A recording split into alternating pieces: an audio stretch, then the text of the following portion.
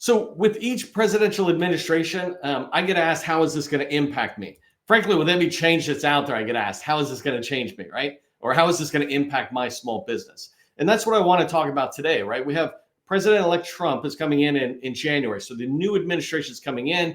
They're going to have their own priorities, their own goals, their own challenges that they'll face as they go forward. And today, I want to talk about which agencies are best positioned for that. So when you think about the Trump administration going into 25 and then over the next 4 years, there's certain agencies that align completely with their agenda, and there's certain ones that are less aligned to it. And so I want you to be able to understand that, figure out from a small business perspective, which agencies are going to be best for me and for what I sell. So I'm going to give you a 25-minute training session on this today. And hopefully what I'll give you at the end is the ability and especially the drive to go learn more about your particular needs, about what the Trump administration will mean to your particular company, whether you're selling, construction or manufacturing services. You want to have an understanding of that. And I'll try to give you some of that today. So today we're going to be talking about the Trump administration coming in 2025 and the best agencies especially from a small business government contractor perspective. I want to break up today's session. We got about 25 minutes together into 4 sections. First thing is, I just want to set the stage. I want you to understand that it doesn't matter which administration comes in, everybody likes to spend. And so I'll show you that government contracting is strong, and it will be strong, right? It's just where the fit and the match for your company is. Second thing I want to talk about are which agencies, in my opinions, are at risk for government contractors, meaning I expect there would be less spending or interruption to the activity.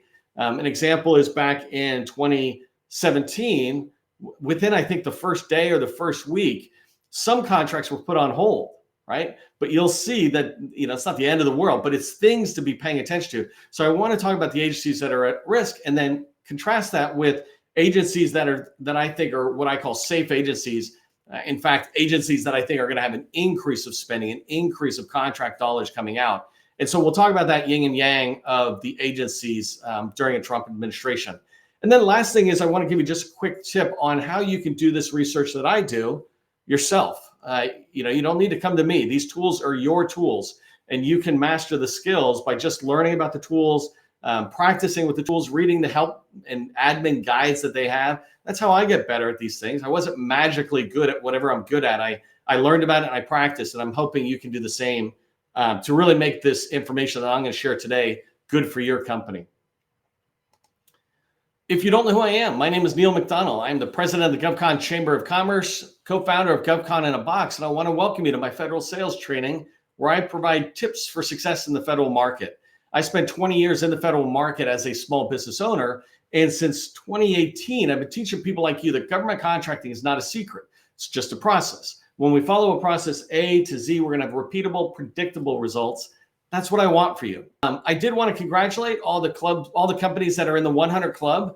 If you haven't explored what your federal visibility score is, this means how visible are you to federal buyers. Go to govconinabox.com. If you go to govconinabox.com and put in your company name, your UEI, or your cage code, you will see your federal visibility score. This is the score about how visible are you to federal buyers on the tools that they have. And when you get a score of 100, you're in the 100 Club. Many of us are at 70 and below, and that's just unacceptable because it makes you invisible.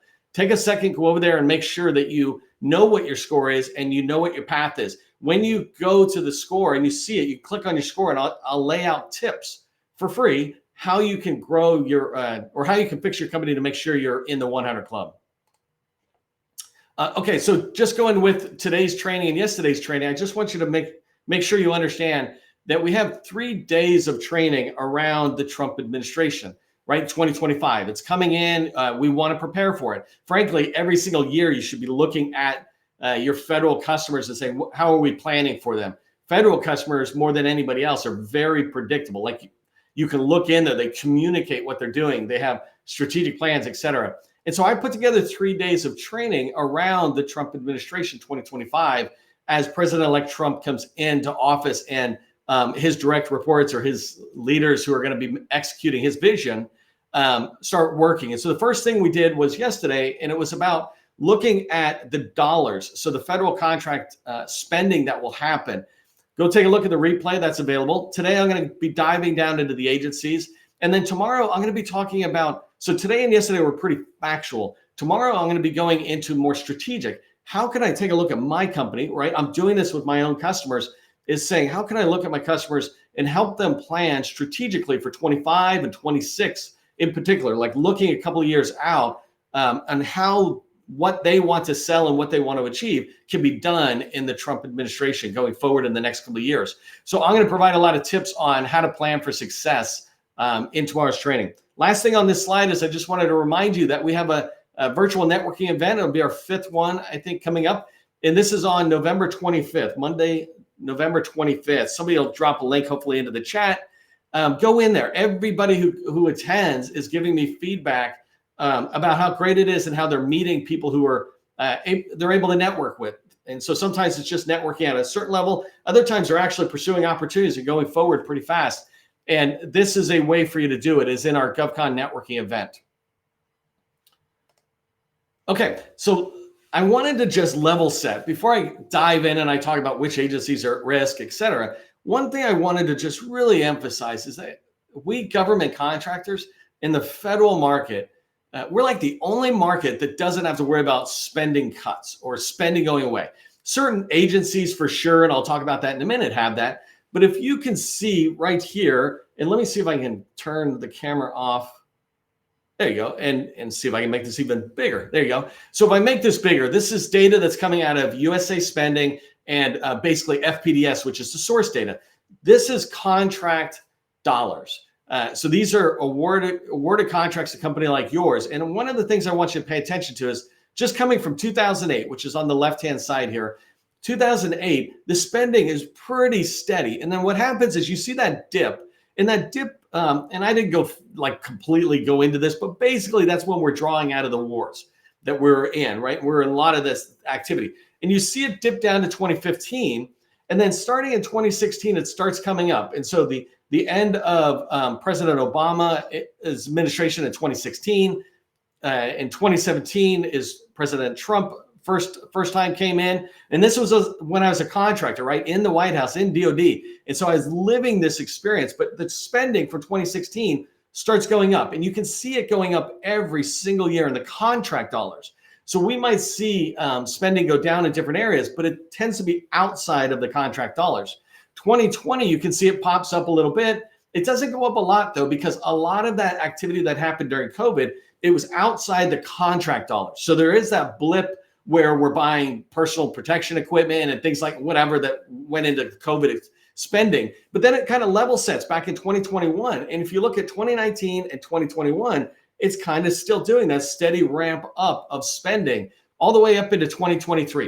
2024 did not have a drop. We just haven't had everything fully reported yet. The tools that are out there that are publicly available tend to be 30 to 90 days behind the real data. And that's if everybody has reported their numbers. Government agencies will go all the way into next year, updating their data and reflecting it. So don't worry about that. But the trend here, what I really want you to understand is that spending is going to happen. It's not like it's going away. And we just need to figure out where is that spending happening so we can align it to what you sell and what you want to achieve. But don't worry about the government contracting dollar. That's not going down. One thing, by the way, that I don't say here, and I might as well say it because I don't say it in any of this training, is sometimes when you get different administrations, there might be different emphasis on the set-asides, but that part there, the big thing is showing up. This is why I said sources sought in RFIs or respond to them. If you're showing up and if you're getting really good at what you do, like my last company, I was good at SharePoint. I was great. I could go toe-to-toe as a small business against Microsoft, a large business, right? And it was because we were very experienced. If you build that level of experience, then whether they're set-asides or not, you'll still be able to win contracts going forward. The set-asides will be nice for all of us if it happens.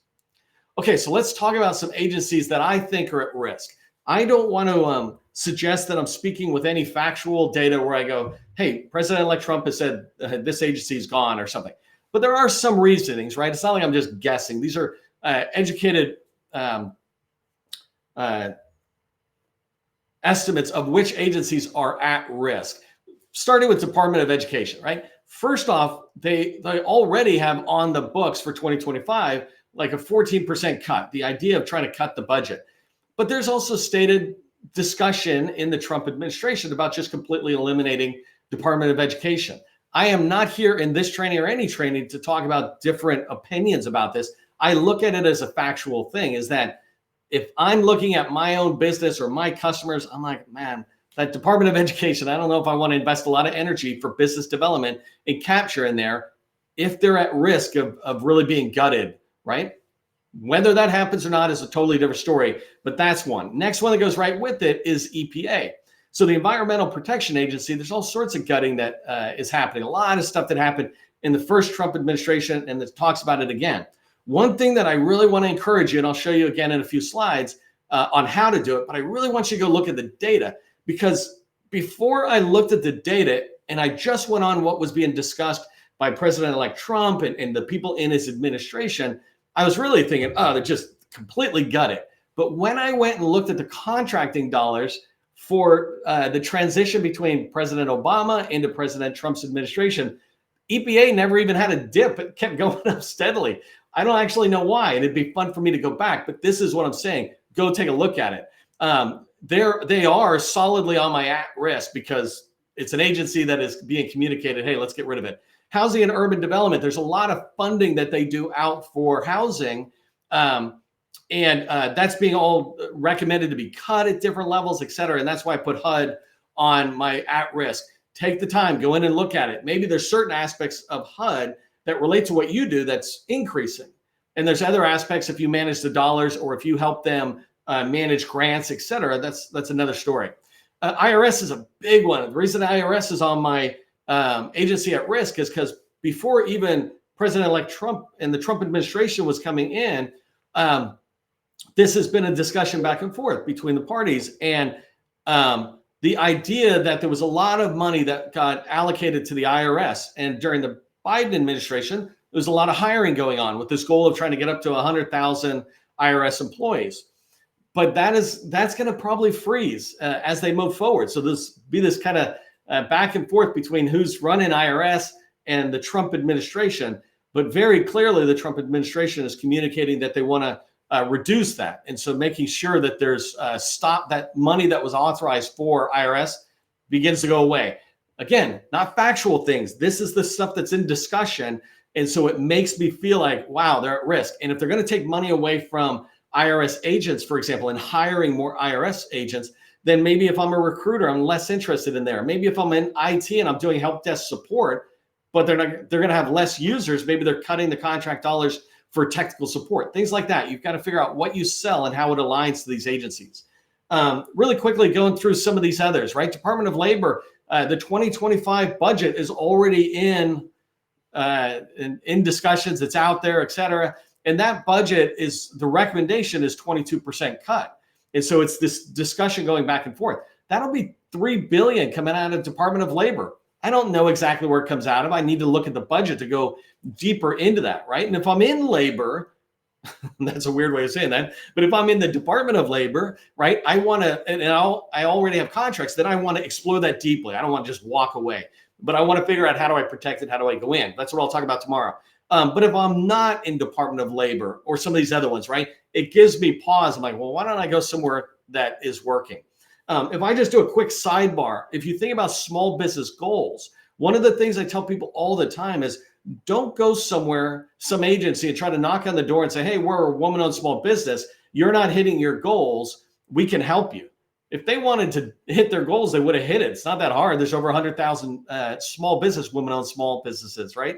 And they don't want to. What I recommend always is go to the agencies that are exceeding their women-owned small business goals because they already value what women-owned small businesses or hub zones or whatever can bring to their agency's mission, right? You don't have to convince them to do set-asides. They already do it. And it's the same thing here. You know, perhaps you go to a place where they're going to be increasing spending, not reducing it.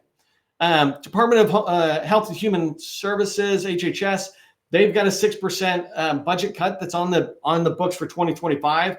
If you don't know this, the budget hasn't even been approved yet. So we're halfway through. No, we're almost the first quarter through, and no budget's done. And we're on something called a continuing resolution. If you're not familiar with that, it basically just kicks the bucket down for approving the budget until December 20th, I think.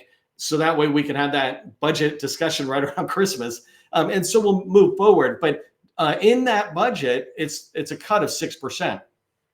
OSHA is another one. I just threw this in here because I know I have people in our community who have talked about they do a lot of OSHA work. If you're not familiar with it, it's I think it's like Occupational Safety Health Administration, something like that. I just call it OSHA for decades. But they're on the cutting block of 12%. I saw in Homeland Security they're looking at FEMA that same way. And so this idea of paying attention to the agencies you're looking at and see what the administration's discussion is.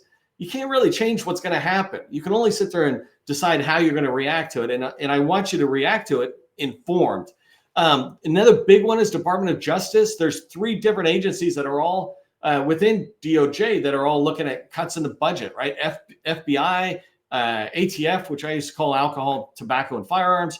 And then the Office of U.S. Attorneys, this huge office all around the country. That'll go down. I know we've got people in this community who are supporting those agencies. And so these are at risk. Sometimes you just don't go in if you're not there. But if you're in there, again, you just figure out, how do I make sure I protect what I got and to keep growing? And then Department of State is another one. In the last Trump administration, State Department was like the first or second largest exodus of employees from the State Department because of what was happening. That gives me pause on looking at them as a customer as well, because if they're going to have reduced mission or footprint or spending around the world, then it begins to scale back into CONUS or into the United States proper. So these ones are ones that I put at risk, right? I think these are ones that I'd be very cautious or just completely avoid it out there. And again, if you're in there, I'm not knocking it. I'm not telling you to go away. I'm just saying, if I have 2 options, I'm going to go to the less risky one. So what are the less risky ones? Oh, let me pause for a commercial. Don't forget about networking event on November 25th. So in 2 weeks on Monday, we'll do this virtual networking, and it is awesome. Instead of doing training that day, we go into Zoom. We all get to see each other, go into rooms, network. And so I want to be able to have you meet others and network within the GovCon community. Let's talk about agencies I think that are not just safe in the Trump administration going into 2025, but are going to have a surge in spending, especially in contract spending. That's the part I'm looking at, is from your perspective as a small business government contractor, where are the dollars going to be coming? And so in this particular case, I'm just providing a couple of what I hope are really obvious ones if you've been paying attention to the news and you understand some of the priorities of President-elect Trump. Department of Defense, right? This is a huge one.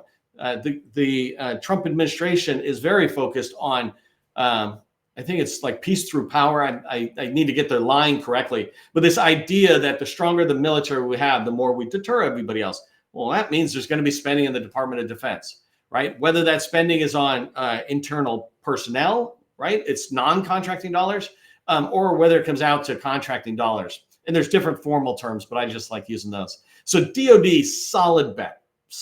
If you can get into DOD at any point, this country just will never stop spending. It just won't happen. You'll see a surge in a war and then come down to a level set. But for the most part, this country is going to keep spending. We've had a lot of lessons to stop us from making that mistake again.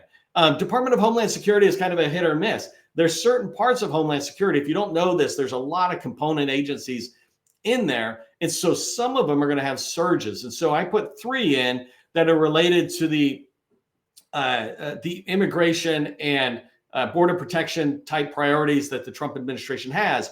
You can hear me talk more about that in yesterday's replay. But these agencies are the Custom and Border Protection. They're going to be doing a lot of hiring. So there's probably going to be a lot of spending on recruiting and training and figuring things out like that.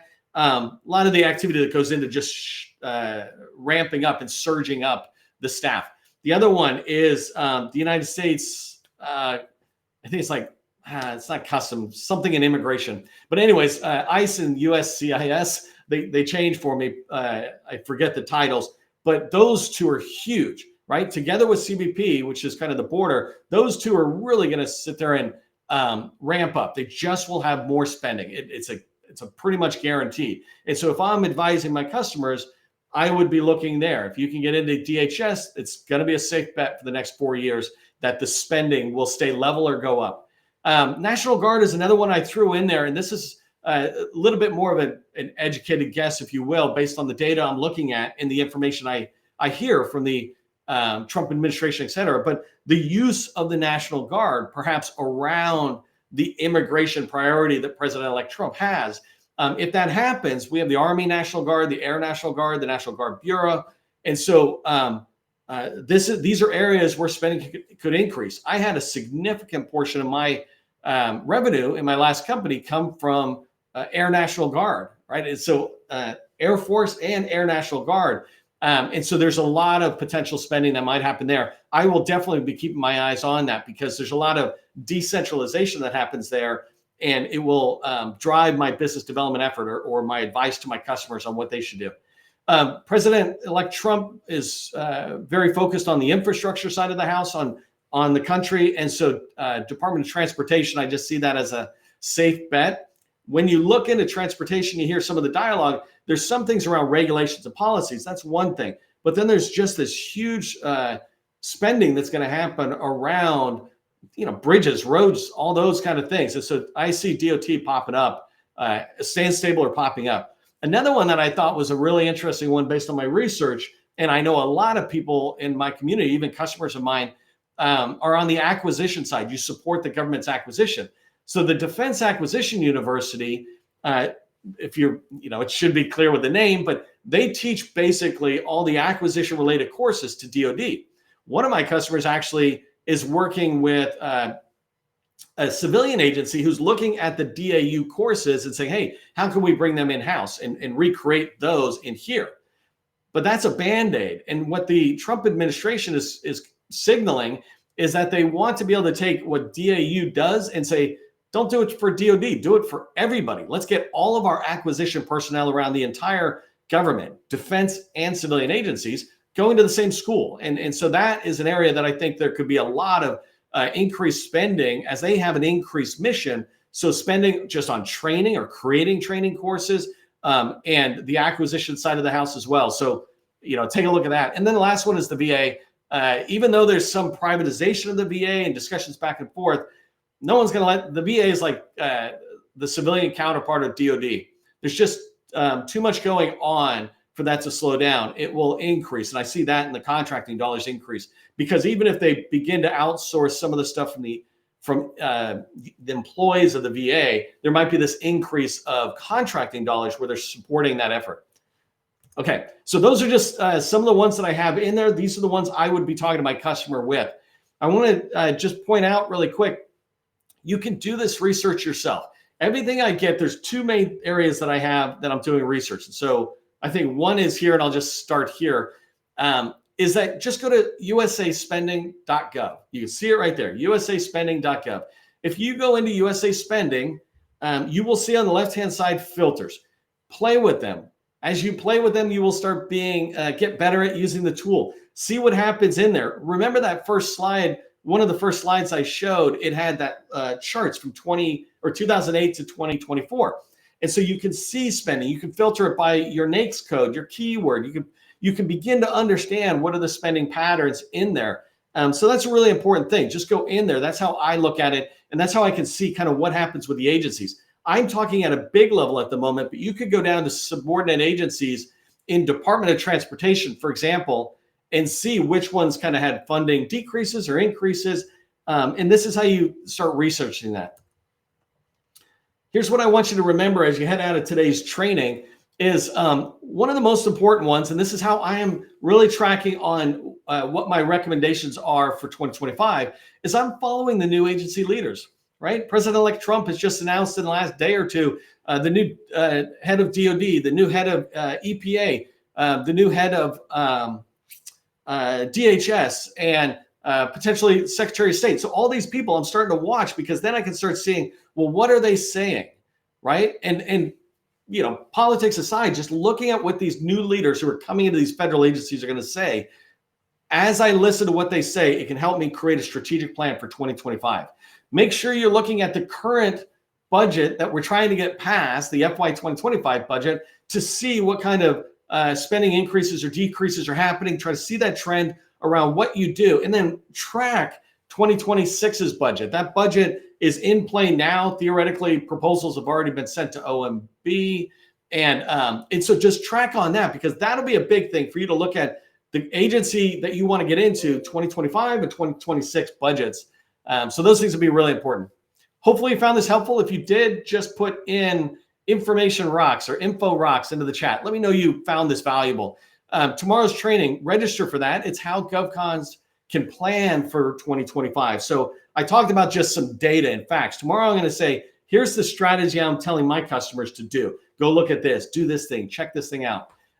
Hey, if you're interested in getting our help to help your company prepare for 2025 and to accelerate yourself into an agency, we have a BD Accelerator workshop for companies doing 1-2 million plus. So if you're under 1 million, don't come, because you can't afford it. But I did this training for free for you. But just put workshop in the chat if you want us to follow up with you, and we will. Hopefully I'll see you in the next training. Make sure you sign up for that. Don't forget about the networking event. You can register for that. I will see you in the next training.